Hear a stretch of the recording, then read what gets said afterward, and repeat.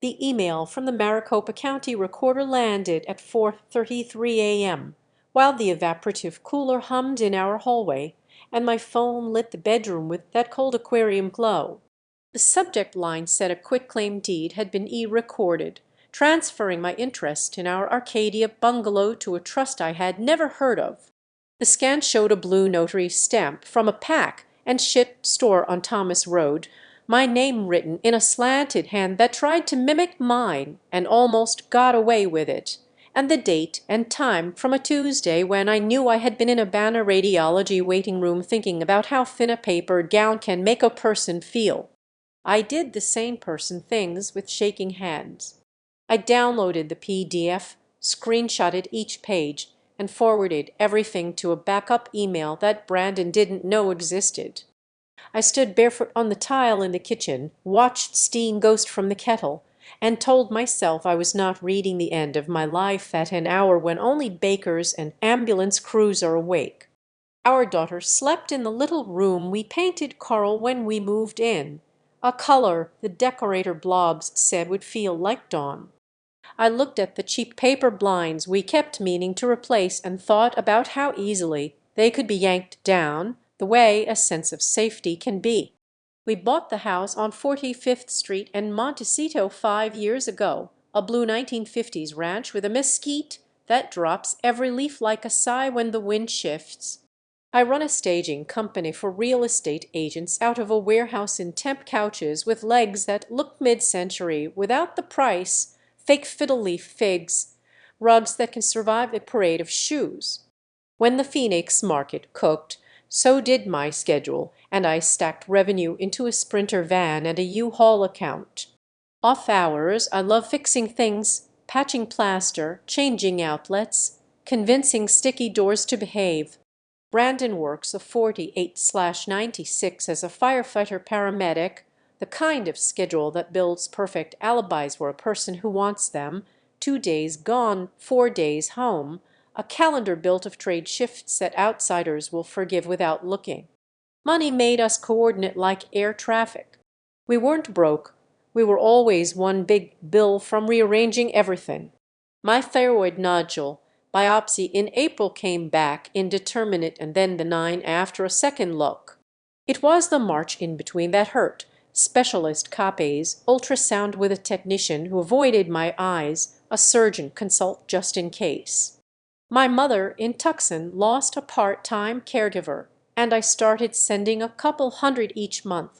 Our daughter needed an oral appliance because her bite was crooked enough to matter later, and the insurance insisted on calling it cosmetic. We carried a personal loan that made itself felt every 15th. Brandon said the firehouse overtime would outrun it, and then the wildfire season swallowed his days. The math barely kept us afloat until, apparently, it didn't. Small red flags came as cents first. Brandon began to smell like hotel soap sometimes, not station house, and eucalyptus balm and smoke.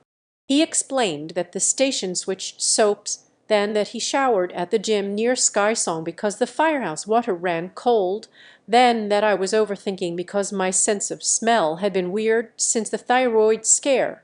He put a passcode on his phone after years of thumbprint indifference and said it was an IT update for department-issued devices. He left it face down and charging on the kitchen island like a stone. Our Nest Hello doorbell stopped recording late at night during his supposed home day's no-motion history between 10:50 p.m. and midnight on 3 separate Wednesdays. Coincidentally, the window our daughter started waking up with questions in her voice I couldn't quite parse. I don't snoop as a hobby. I checked because the math of our life stopped penciling. Gas receipts appeared at hours that didn't fit shifts. A $27 Lyft ride at 2:11 a.m. showed up on our joint card. Our Crosstrix odometer dumped more miles than a run to Fry's and back would explain. The Google account we shared out of convenience told me where our phones spent the night. His began to drop at dot and temp off 5th Street between Farmer and Mill, near a block of small lofts called Sunstone that I stage for sometimes. I told myself there were innocent reasons off-duty training, a station buddy in a pinch, a call, and then I watched my brain begin to draft excuses like it had been waiting to. The first place I asked for proof wasn't a phone. It was paper. I walked into Chase on Indian School and told the manager I needed to freeze any non-essential automatic transfers until I understood a deed that had been recorded with my name. She printed my driver's license and typed like a woman who could read a situation in posture. She put a precautionary hold on any pending draws from our HELOC. We opened it during the refi race 2 summers back and never touched it, and gave me a printout of recent large transactions I hadn't noticed because they were scheduled. There it was, an $1850 cashier's check to Sunstone Lofts on the first of each month for 3 months. She coded the account as suspected fraud and gave me a case number CH-25-1982 that sounded like a file that might one day hold my life. I opened a separate personal checking with $500 because it felt like a thumb pressed on a leak. When I left Chase, I drove to the pack and ship store whose blue notary stamp sat on the deed. The man behind the counter told me, after I asked to speak to a manager and held the paper that bore my forged name up to the light, that they couldn't discuss customers without a subpoena and that notaries are independent contractors. He tapped the laminated sign about notary rules. He looked at me like a person who wants trouble but cannot permit himself to bring it. I nodded, took a photo of the sign, and left. Outside, the sun had that white phoenix glare that makes every building look like it's sweating. Reveal 1 came on a maintenance day at my temp warehouse when a Sunstone property manager asked if I could swap out a coffee table in a model unit that had a scratch. Sunstone's fob key let me through the lobby. The corridors smelled like fresh paint and HVAC. Unit 307 had the scratch. It also had the same hallway carpet and door hardware as the rest. The model unit's entry faced the hall. The private units across the way faced the mountain view. Apartment 312's doormat had a faded cactus. When the elevator doors opened again, a woman came out with a dog carrier and a stack of mail. She set the mail down while she dug for a key card. The top envelope had the name B. Price and the unit number 312. Brandon's last name is Price. My stomach did a neat emptying trick without the courtesy of noise. I admit I held the mail in my hands for longer than a person should. I did not open it. I did photograph the stack, the unit number, and the name.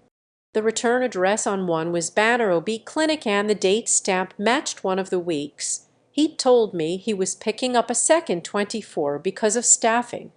Everything professional in me loathed myself for standing in a hallway with a stranger's envelope, even if the stranger could be a version of my life.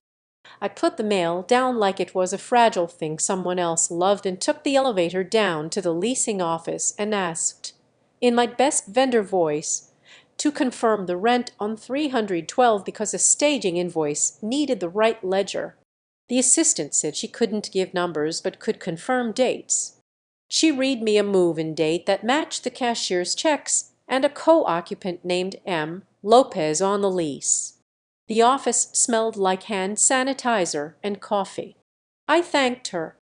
I walked to my van and sat with my head against the wheel without caring that the horn would look like a cry. Brandon came home that night with the hospital soap scent and offered the kind of monotone about trade shifts a person uses when he expects a story to be accepted on its convenience. He said he had volunteered for a wildfire task force training in Mesa, which would explain the miles. He said the credit union had called him about a small fraud alert earlier, so he had clicked some links to verify, which might explain why I saw unfamiliar devices on our Chase account. He tucked his phone in his pocket when he used to leave it on the counter and said he was tired. Our daughter crawled into his arms and fell asleep holding the sleeve of his station hoodie. I did not start a kitchen fight because I do not believe in providing an audience for something private when the only witness we owe anything to was in footy pajamas. Reveal, too, came inconveniently at Costco. We were buying toilet paper and a case of sparkling water when the optometry tech said my husband's contacts were ready, but he had paid for someone else's frames instead of his own, and could he please come to the desk to clear it up. She said this like a person discussing a weather pattern. I stood there while the line behind me performed a silent drama consisting of eye rolls and twitchy cart pushes. I watched Brandon's face shift through stages of surprise, annoyance, calculation. The tech handed me a payment slip that said M. Lopez, a pair of tortoiseshell frames that belonged to someone with a smaller face than mine, and a contact lens rebate form with our mailing address crossed out and a new one written in the exact script from the quitclaim deed. The Costco location was at 44th Street and Oak, which is the one we've used for years. The tech pointed at the slip and asked me if the address needed updating in our membership. I said not at this time in a voice that felt like it came from my grandmother's bones. I needed a counterweight that day, so I drove to my mother's in Tucson and took our daughter swimming in her complex's chilly pool while my mother dissected recipes and practicality the way she does when there is nothing to be done. I did not tell her about the deed yet. I told her we were rejiggering some finances. On the way back up the 10, a text from Desert Financial Credit Union popped up asking me to confirm a new card added as an authorized user on our joint line. The name on the new authorized user was M. Lopez. I pulled over at Picacho Peak, called the number, and told the rep to remove any new users and freeze the card until I was able to come in person. She read me an internal ticket number DF-73494 and said a physical letter would come. I added it to a note on my phone that already contained case numbers and names and times because data was a raft on this particular river. Stress will politely sit off to the side while a person behaves in orderly ways. 3 days after the Costco frames, I felt an odd flutter in my chest on the pallet racks at the warehouse, a little bird beat that made my breath feel wrong for 15 seconds. Banner's cardiology nurse, when I called, told me to swing by for a quick EKG if I was worried. I did, more for my brain than my body. The EKG was normal. She told me to hydrate and observe. Then she asked me, because she was kind and because she had a screen in front of her, if I wanted to confirm an appointment in Banner's OB for M. Lopez at a date that matched Brandon's 48 off shift. She said she saw my phone number in a note.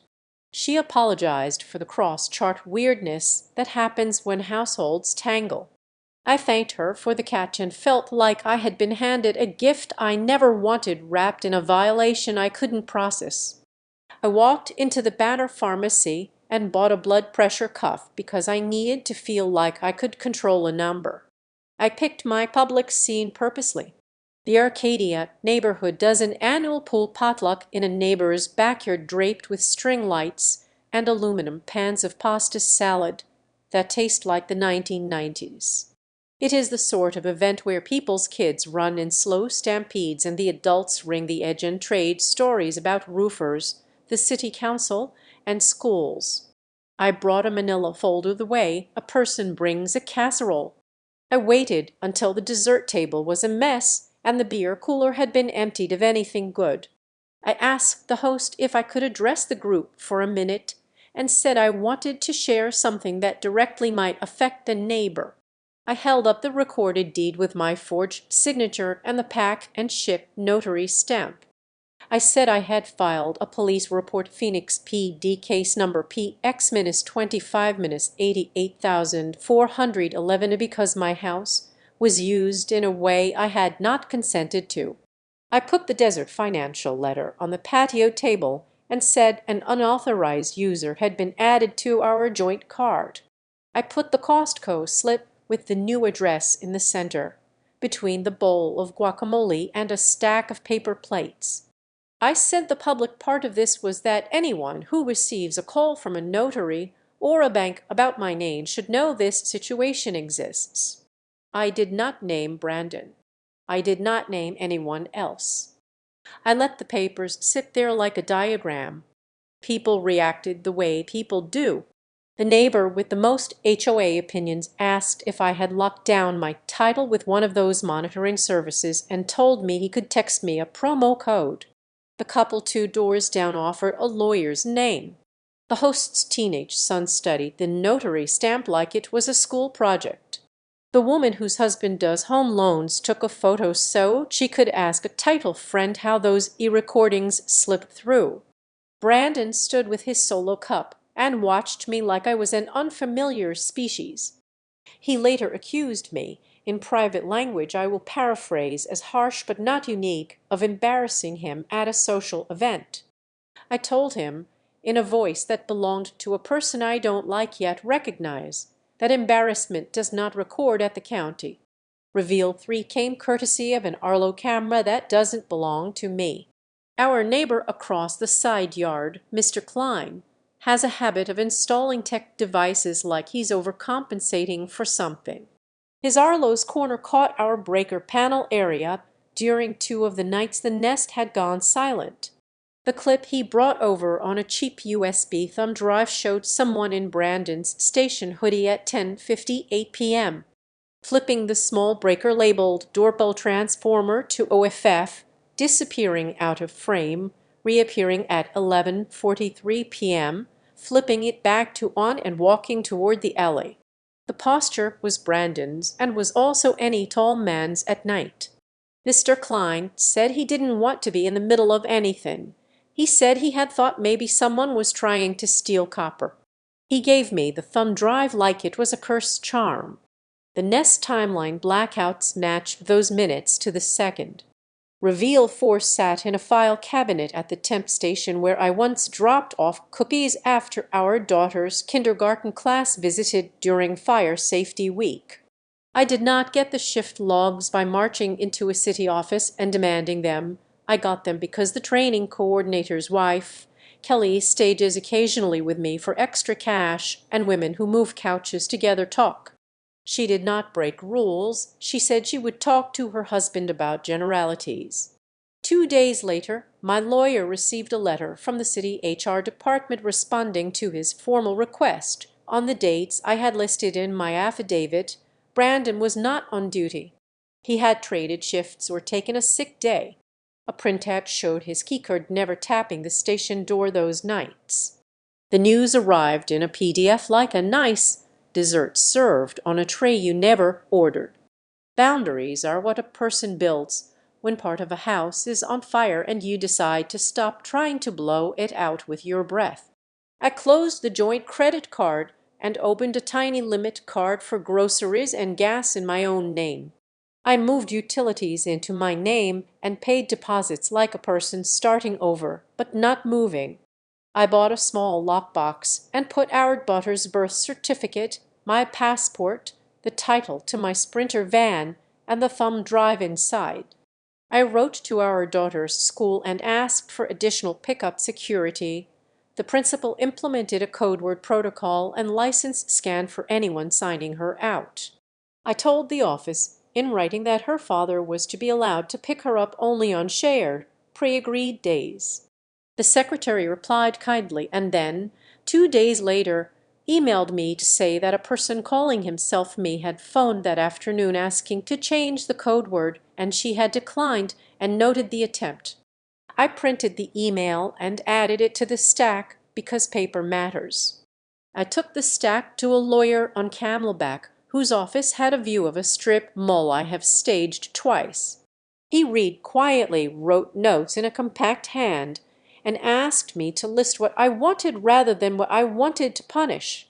I told him I wanted temporary orders that kept our daughter's world predictable, money that passed through accounts with audit trails, and a pause on any talking to our daughter about houses that were not ours.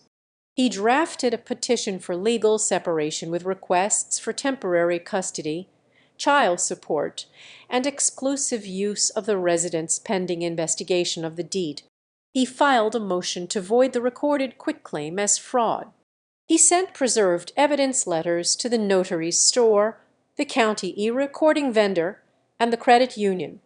He gave me copies of each letter with the court caption and the assigned case number in the upper right FC-2025-11,894 because humans like to hold things with numbers on them in a crisis. In the middle of this I found a lump that turned out to be a cyst that felt like a prank God plays on the damned. The surgeon who had looked at my thyroid 3 months ago squeezed my hand without words after I told him my marriage was in triage and I needed a different body to worry about. He told me to lay off caffeine for a day. He said he could drain the cyst if it yelled. I drove home along Indian School with my bandage like a small white lie on my collarbone and thought about how biology and paperwork keep colliding. The day in court for temporary orders felt like standing on a rug while someone shakes it gently to see if you steady. The judge had calm eyes and spoke with the kind of precision I imagine surgeons use before they cut. She read the petition, the deed, the HR letter, the Arlo clips printed as stills, the principal's email about the code word calls, and the credit union ticket with the added authorized user. She ordered that I would have temporary exclusive use of the house while the deed's validity was investigated. She prohibited either party from adding or removing a child from school without written consent from the other parent. She set a temporary schedule that gave me weekdays and alternate weekends, Brandon the other weekends, and dinner visits on Tuesdays when his calendar allowed.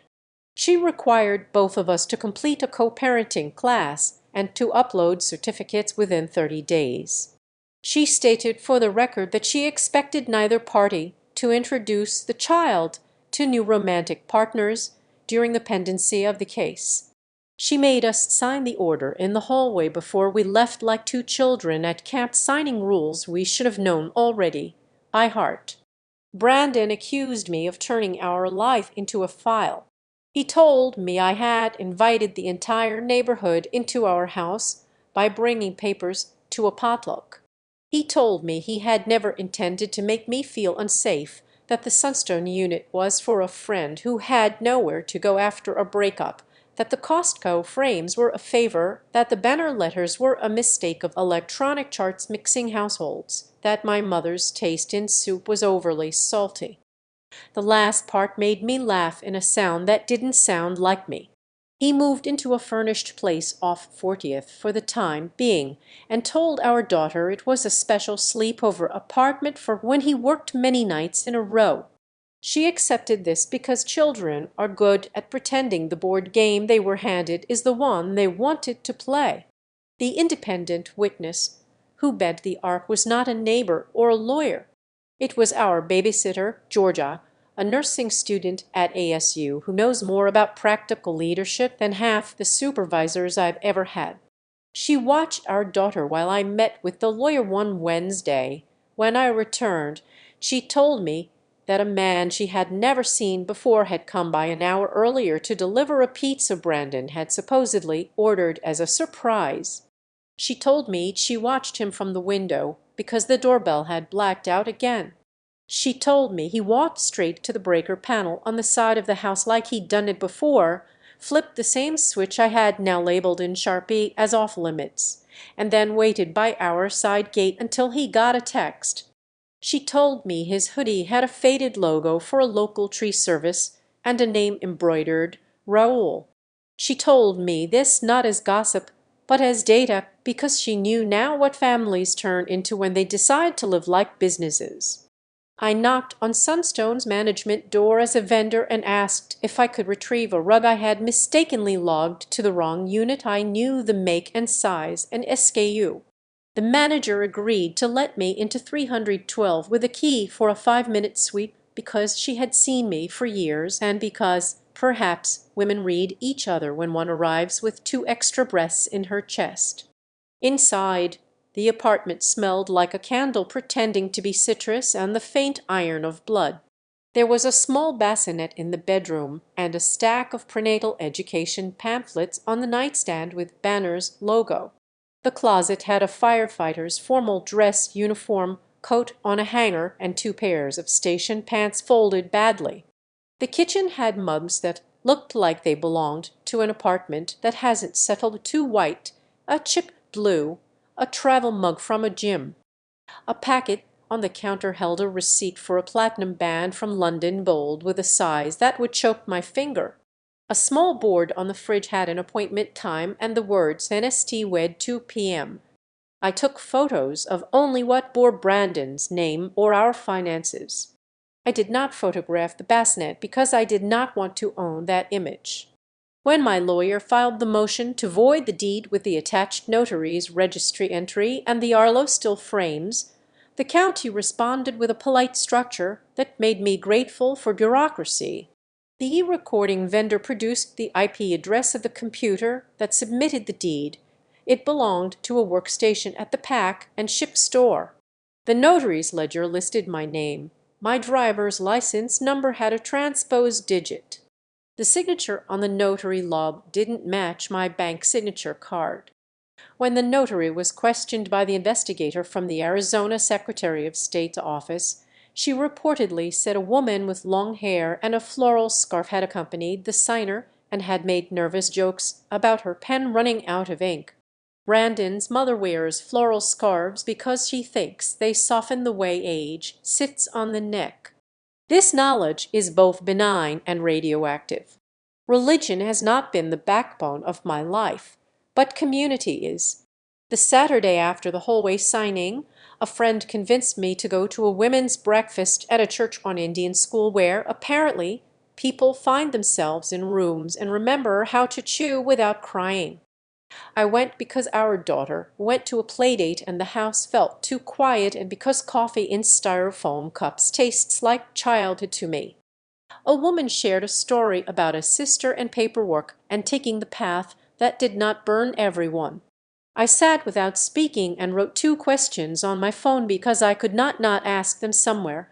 Would you push for prosecution when forgery is documented and the person is your child's father, or would you use the civil tools and let the criminal part sit in your pocket like a knife you hope you never use? And would you insist on a paternity test for an unborn child tied to your finances, not because you doubt biology for its own sake, but because a debt will be argued with your name attached if you do nothing now? I asked neither question out loud because turning a breakfast into a courtroom would devastate some poor volunteer who had just perfected her pancake pour. I took my paper plate to the trash and watched a woman read a flyer about a clothing drive like it was scripture. I decided that my line on prosecution would be bright. I would not file a criminal complaint unless the deed was used to steal equity or the credit line was drawn without my signature. I would prosecute the paper, not the person, and I would prosecute only when my daughter's roof hung on it. For the test, I surprised myself by choosing silence. Someone else's baby does not want to be the wax seal on my story. I will not be the person who asks the court to stick a swab in a newborn's cheek to make my math easier. If that choice makes me foolish, put that on me. After a month, the recorder voided the quitclaim. The letter used the phrase recorded in error because the world hates the word fraud when it cannot prosecute someone to attach it to. The notary's commission was suspended pending a hearing. The credit union removed the unauthorized user officially. Sunstone served a 7-day non-compliant notice to 312 for unauthorized additional occupant, which made me laugh unkindly at a bassinet being reduced to occupancy. Brandon's lawyer floated the idea that he would stipulate to set parenting time and child support if I agreed to limit public dissemination of facts that could damage his reputation at work. I asked my lawyer to write back that I do not post and that my concern was the boring set, statute, scheduled safety. Weeks later, I found a small folded note lodged between our dryer and the wall, probably shaken loose by a machine. It was Brandon's handwriting from years ago, a list of house projects we planned when we first moved in, tile backsplash, rose bushes, build a sandbox, get a better porch light. The porch light we bought together hums now when it's been on too long, a small insect sound that I started to think of as our house's way of complaining. The hum is quiet enough that only a person who stands still hears it. The co-parenting app judges make people use is ruthlessly calm. It logs messages like weather titles, pickup request, schedule swap, expense submitted. I uploaded receipts for our daughter's oral appliance, parking fees at Banner, and the blood pressure cuff I bought that I probably didn't need. Brandon uploaded a refund for the Costco frames with a note that said mix up, amended. The app marked the entry as resolved. Our daughter drew a picture of two houses connected by a road and labeled each house Mom House and Dad House in wonky letters. The road had a dotted line down the middle. She added a tiny square for a pool even though neither house has one. I taped it to the fridge with two magnets that came as freebies from an HVAC company when they did our pre-summer tune-up. One night, months after the first email, the recorder's office sent another note at 4:33 a.m. It was the mirror of the first, an official release of the void, a clerical closure, the paper equivalent of a judge sweeping her hand and saying done. I lay there in the not dark and watched the phone go black again. A morning dove started up on the mesquite outside our window, a sound like a rusty hinge that keeps trying.